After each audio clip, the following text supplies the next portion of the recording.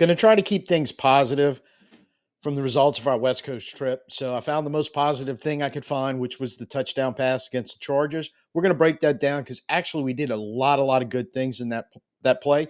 Good example of what we can do when we do it right.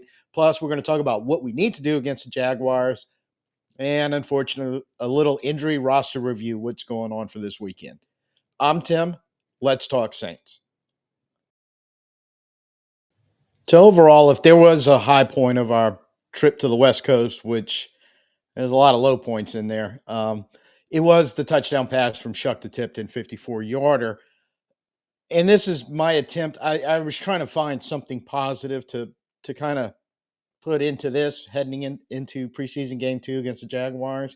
And this is by far the most positive, but I was pleasantly surprised as I broke the play down, realizing, man, we did some really, really good things scheme wise, timely and good play calling on this. A play that was for the most part low risk, high reward. We executed, got the high reward, and honestly, at the very end, and I may be nitpicking, but there was just really one thing that I could look at and go, yeah, I don't like seeing that. But all in all, great play. And I think it is an example of what we can do, that it's not going to be all doom and gloom. But as we're going to talk about what we need to see versus the Jaguars, there's a lot of stuff that borderline doom and gloom that we need to improve and improve on quickly. Let's get started on it. So what we have here is a play call on 1st and 10. We come out 12 personnel, both tight ends are on the right side of the formation, top of your screen. We got a twin set towards the bottom with Mason Tipton and Cedrick Wilson Jr. Tipton is wide, but he's off the line. Cedric's technically in the slot, even though he's lined up on the line of scrimmage. And real quick, just to roll through who we had on the field at the time. Redunz is at left tackle, Lemieux at left guard, Simpkins at center, Easton Kilty at right guard, Barry Wesley, who quite honestly I did not know we even had signed until I saw him on the getting plays in this game. He's at right tackle. Tight ends, Matavau and Welch. Clyde Edwards-Helaire, thankfully, as we're about ready to watch, was the running back on this play. And, of course, Tyler Shough at quarterback. So we're starting off 12 personnel with ultimately is max protect. And so we're running, because of max protect, we're only throwing a two-man route out there. Now, initially what you're going to see is they're setting up with too high safety look. You have 4 defensive linemen, so basically playing an even front, and 3 players off the ball. So seems like a pretty standard base type defense, but we know now in the modern NFL, if they're showing, even in preseason, if they're showing base standard defense, it's probably not that. And real quickly, you realize, no, it is not that. You're going to have both off the ball or 2 off the ball guys coming in hard on a blitz. And since we're in max protect, we actually don't have much of a problem with it. And what breaks out, as you see right here, is one of the safeties has stepped up. And I'm going to show you in a minute. It looks like the safety in the right corner are basically showing possibly man, but more than likely a matchup zone, which it ultimately is. The other safety's going single high. The corner's kind of dropping and getting some depth and looking into the backfield. And so's the one linebacker who's not blitzing. And as the play progresses just a little bit, yeah, you see that matchup, especially the corner on Tipton. Because what you're going to see in a second is the safety, who's now on Wilson, kind of in a matchup, but not really. I did notice, if you see up around the 45 at the top of your screen, their corner, for a split second, I was like, is he trying to deke the rookie into calling for the ball like he's a receiver to see if he gets to throw it to him? But actuality, I think at this point, because Shough is looking to the left, and that corner, and probably the linebacker too, by his reaction, are realizing they're in a max protect. So we're blitzing against basically everybody but the quarterback, and the 2 receivers are staying in and picking up the blocking, which we go over protection in a minute. It was really, really good protection. So I think what that corner is doing is trying to he knows it's likely a single high safety behind him or as a single high safety, kind of letting him know, hey, you may have to go deep, especially deep outside, because that's where the two receivers are. And there's almost without a doubt one of those two are going to be breaking long, because when you look at the grass and not the guy, and again, we'll see that in a second, there's an awful lot of grass down there downfield because we are max protecting while they are blitzing. And just skipping ahead just slightly here on the play, that linebacker is just sitting back. He is looking over the top of Clyde Edwards-Helaire, who had to step up and throw a block, into Tyler Shough. The edge player on the left side of the defense has dropped off. He was initially up there. He's now dropped off, and he is looking back over the two tight ends who are blocking into Shough. So what both these guys are doing is they're keeping their eyes obviously on the quarterback, because if he tucks it and runs, they're going to have to step up and try to make a play on it. But they're also recognizing there could be some potential receivers that are going to leak out of that backfield, and they're the only two guys really in any situation to do anything about it.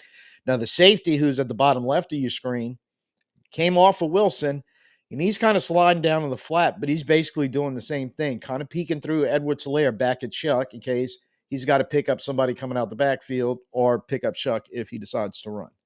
So we're going to switch it up to the all 22 kind of version of what's going on here. And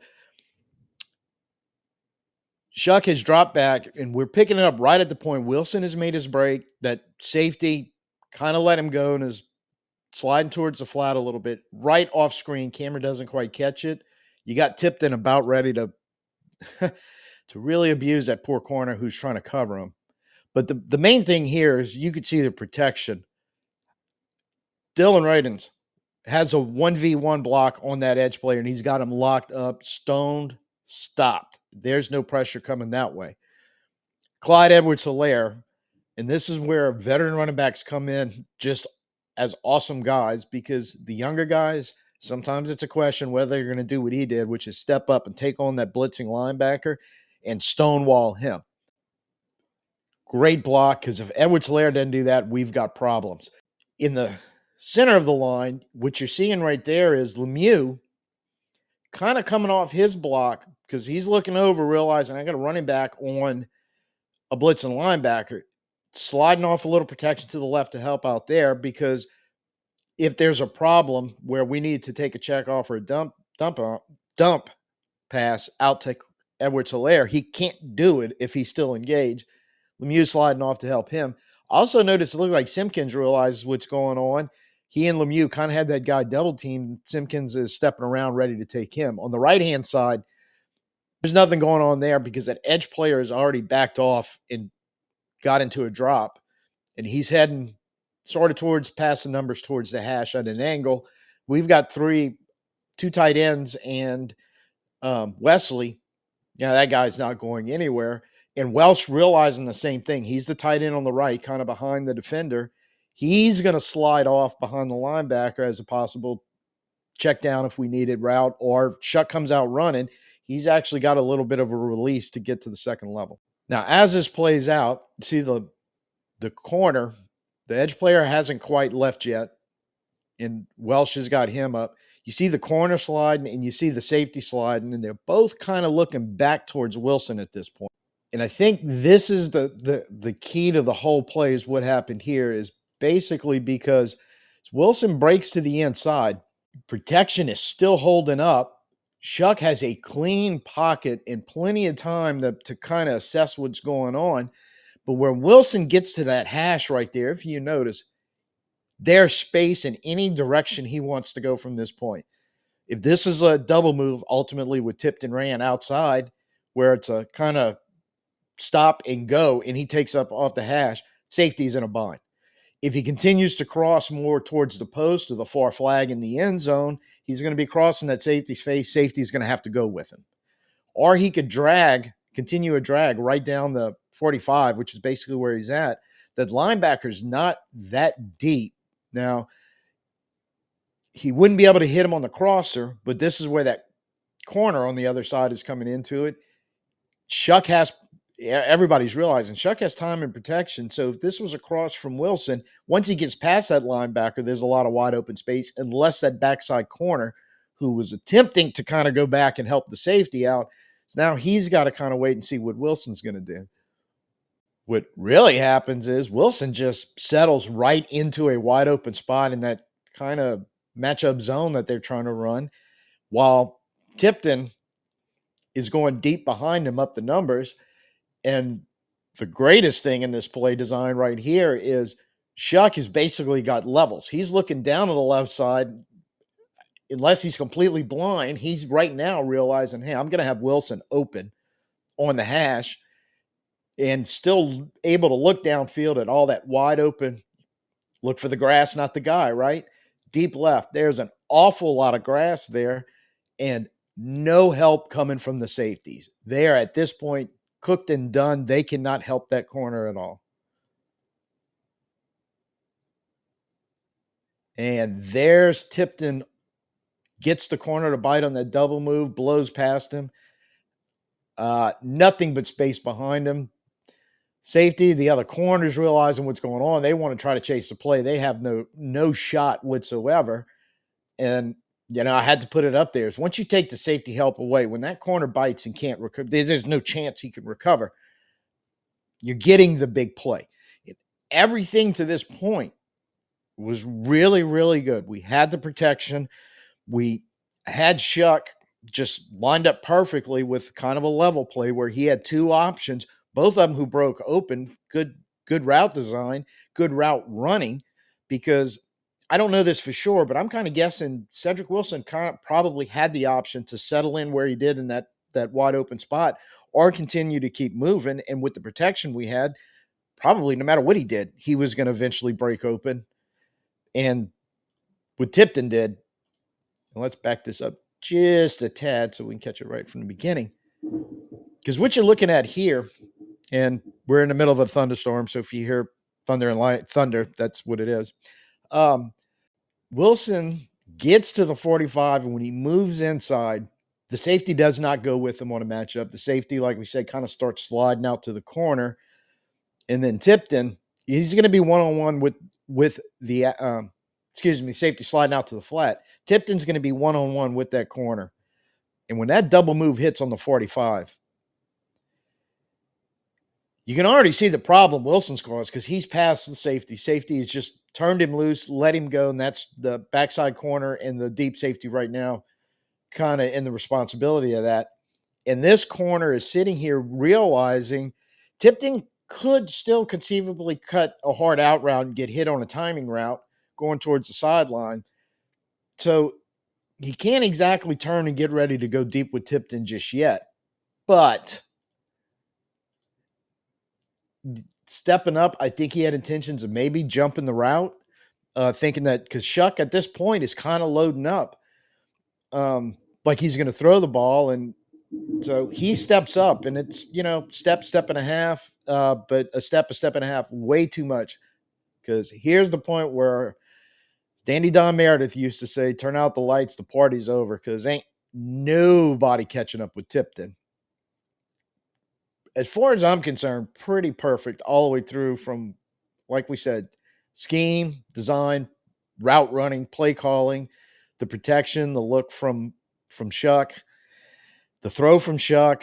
And like I said, if I had a gripe, this one scares me a little bit. Now, because what's going to happen here, we're going to start seeing an awful lot of the football. So right here, kind of tuck it away, we'd be pretty good. But right in there, he kind of almost loses it because it's coming kind of squirting back up near his face mask, his helmet, while he's moving at a high rate of speed. Just a little scary. Now he's got it tucked away and everything's fine, and it's going to be a touchdown, no big deal.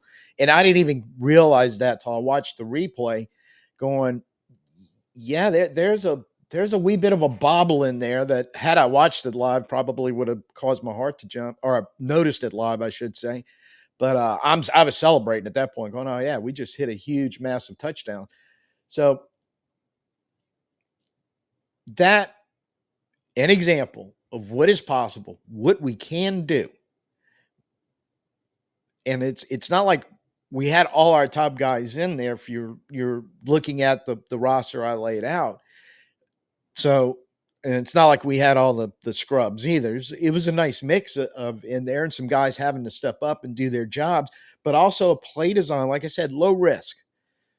Okay. So we were helping out as many people we could. The two that we couldn't help out, in hats off to both of them, couldn't help out Ray Dunce at all. And Clyde Edwards-Helaire had to pick up any blitzer flying in through there and do exactly what he did. And again, veteran running backs, great for that sort of thing. And we know what he can do as far as catching the ball.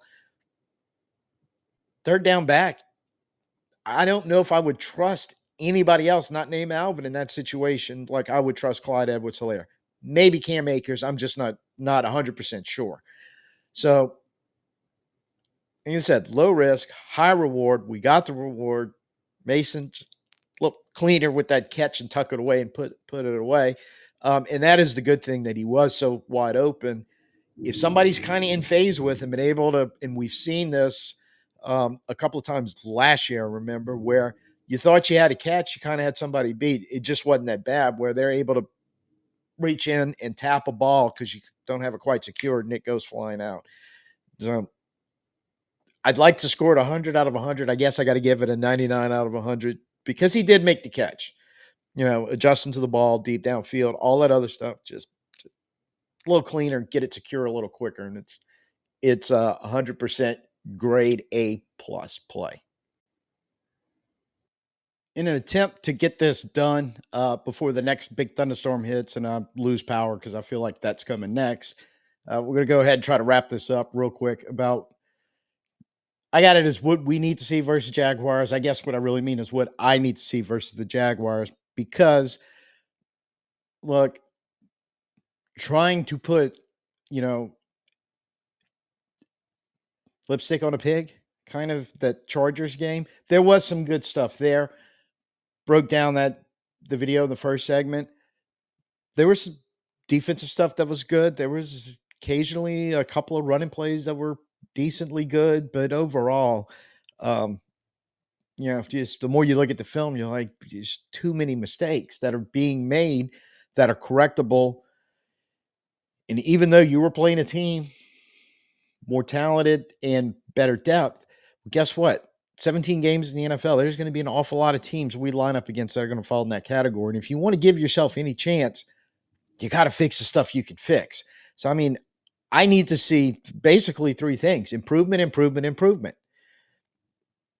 Got to get better each and every time we go out there. Every opportunity we can. There's one on Sunday at noon. I need to see improvement in the running game. I need to see running backs keeping their balance. I need to see them hitting holes on time, squared up, ready to go to make a play. Because when the offensive line gives you that, you have to take advantage. And to keep giving them that advantage, offensive linemen, I need to see a little better communication, some better timing on your pass offs when you're passing off a defender to another blocker, and better timing of when you're going to release from those combo blocks to go to the next level, because it's running. If you want to run the ball in the NFL, that's got to be part of the running philosophy. Is there's always going to be I call him the most dangerous man. It's a guy you're not accounting for at the snap of the ball, but at some point you better. Otherwise, he's going to come blow the play up, and nothing good's going to happen. Did the video the last video where we broke down the first 8 plays? What I just talked about was all over the place. So in those 8 plays, we ran for a total of 17 yards, and 2 of them went for -4 combined, to put it in perspective. But you average roughly 2.1. You clean up some of this stuff, it's feasible you gain an extra yard per play, get you up to about 3.1. That's a lot closer to where you need to be to help the offense out and try to stay in front of the chains. You clean most of that up, you're now you're flirting with that 4-yard average per carry, and north of that, because you had a chance to break some longer runs if you wouldn't have done some of the stuff we just talked about. Got to clean that up. And look, I understand, somebody made the comments, well, they're bigger. than we are? I probably wouldn't disagree with that. But the point is when we're slipping and not hitting holes on times, when we're not communicating on the offensive line and all the other issues we controlled that we did not take care of, I don't really care about who's bigger or smaller because you got to start there. Now, you do all that and you do it perfectly, and you run into a big defensive line that bashes you up and stuff. You, well, hell, that's just the game. But at least you gave yourself a chance. Need to start seeing more of that. And if you talk about giving yourself a chance, we need to clean up pre-snap penalties. They only had a couple, but it was enough to cause problems. They always are, and we got to eliminate that. That's just been a thorn in our side for years. Missed tackles was better, but we did have a couple stretches where, you know, I, I'm going to call him out because I think he's a prime example. Rico Payton, kind of first two things I really noticed about him, he missed a tackle on Haskins that allowed for some yards after contact. He pulls a face mask when we could have got off the field on third down that gives an automatic first down. They end up driving down, scoring a touchdown. Got to stop doing stuff like that. Now, in all fairness to Peyton, I thought he played excellent after those two plays happened, and he was pretty good the rest of the way. So that's just a prime example. Man, you clean up a couple things. You have, got a young man that has a pretty rock solid game to help himself, solidify a spot on the roster. Speaking of solidifying spots on roster, young players specifically, kind of went with the top six I thought really showed up last Sunday. Stutzman, Austin Jr., Diggs, Simpkins, Stallbert, and Tipton. They were all outstanding, I thought. They need to continue to be outstanding, but not only that, I need to keep them to keep getting better, get more and more outstanding as you go, because we're going to be relying on young players like this. And these are the ones that last week, they made you notice what they did on the field. So I need to see more of that because some of you guys are going to have to play an awful lot. And hell, the way we're going, some of you guys may end up being starters. All under rookie contracts. You develop them and get them to the next level of ability. Like we're talking about improvement, improvement, improvement. It'll help you this year, but you, even though they don't like using the word, we're in a rebuild. It's definitely going to help the rebuild as you get to that point. I need, and as a caveat to that, some of the other young players, let's go back to Rico Payton. I need to see what we were seeing from you after those first couple of boo-boos you made. A steady dose of that, because he's definitely a guy that I'm looking at our roster right now going, we're going to need him to stick, and we're going to need him to play, and we're going to need him to play well. I need to see Rattler or Shough once and for all nail down which one of them is going to start. I need that starting job nailed down now. I need to get whoever it's going to be out of the two ready to start week one against Arizona. Now, Kellen Moore did say in the last couple of days that they are really close to naming the starter. So I need one of those two. If they're waiting to see what happens on Sunday, decide amongst yourselves. At this point, I don't have a horse in the race about which one I want. I want the best one. So I want one of those two to roll out there on Sunday and go, I'm the guy. I'm taking over the job so Kellen Moore can name him. And we've got about 2 weeks to get him ready to play, like I said, week one against Arizona. So do not want to go into that game with issues all over the place. And one of them being, we're still not sure who's going to play a quarterback. It's going to be a problem when you're scheming and game planning, going through all the game week stuff that you need to do of that first week. Like to get that decided sometime Monday, hear a press conference and Kellen Moore go, so-and-so is the guy that's going to start. So really, I had a much longer list of things I'd like to see. So I kind of narrowed it down to the I need to see, possibly the most important. But I'm sure you have thoughts on the matter and would probably disagree with my ranking of priorities. That's fine. Just let me know down in the comments what they are, because I would be shocked if anybody actually comes up with something I didn't make on the initial list, which was quite long. But to the point of those of you who are going to say, no, I think, Better pass protection, which, yeah, I can't disagree with that either. Or better run defense, ditto. But let me know what they are, and we're good chance we may end up talking about them after the game on Monday's show. But for right now, that's the four I'm coming up with. And to roll down injuries, roster moves that we had to make in the last couple of days. Touched briefly on it on the last video, but they were still holding tryouts, and yeah, we've had some changes from that. So right now, going into this game, because today's an off day, they're traveling back to New Orleans. Walk through tomorrow, so I don't think we're suddenly.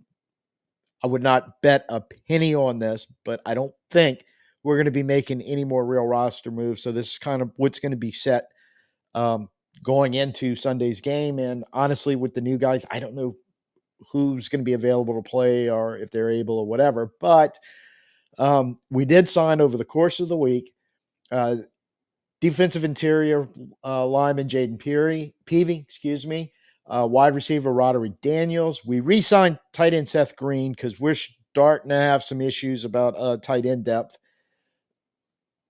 We signed center guard, basically interior offensive lineman, Mike Panasuk, defensive end Jeremiah Martin, or defensive edge, placed on IR, and these are all sending it. Season ending, we already knew about Will Clapp with his injury. Mason Pline, who we had just signed as a backup tight end, he got injured in the game. He's out.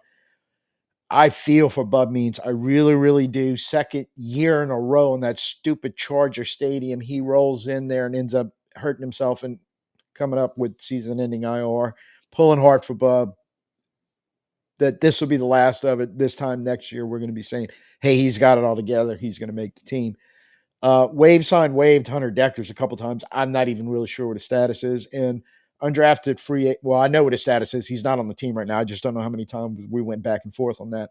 And wide receiver, undrafted free agent wide receiver Chris Tyree was, I think, waived with an injury designation is what I saw, but not 100% sure. I know he was waived. I'm just not sure if it was injury or just they needed the roster spot for one of these other guys. Injury report stands up going this week. Of course, you have the two on the pup, Hill and Foster Moreau, and more mentioned, and not unexpected about Hill, but a little disappointing about Moreau that they're not expecting either one back anytime soon, especially since there was some talk about Moreau getting rehab work on the sideline at various times during training camp.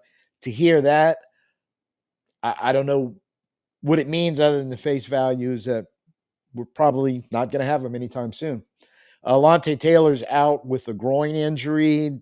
I still don't know the severity or how long, but and we won't be seeing him anytime this weekend for sure.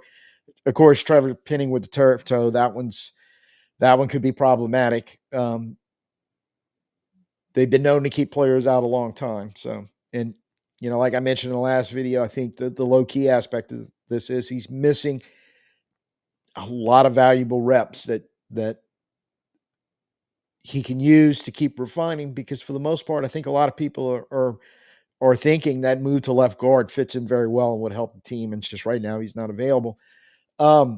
Josiah Zira missed the last two practices. The first one he was excused. That they didn't know if it still was with the joint session with the Rams that they had yesterday. So we don't know. Seen Jasheen Davis missed with an undisclosed injury, and Devin Neal still working with his hamstring problem. JT Gray also with a hamstring issue. We thought we kind of had him back, but it sounded like he was doing some side work, rehab work during practice, and he didn't practice. So looking at that, Taylor Penning, yeah, Neal, this is again our backup running backs. Trying to figure out how that depth is going to work, missing valuable time, and it sucks because I really thought he had a really, really good shot of being a contributor.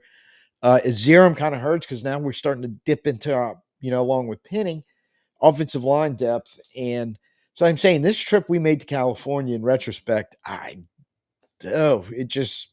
it seemed everything was going a lot better while they were still in Metairie, but it is what it is at this point, and not a damn thing any of us can do about it.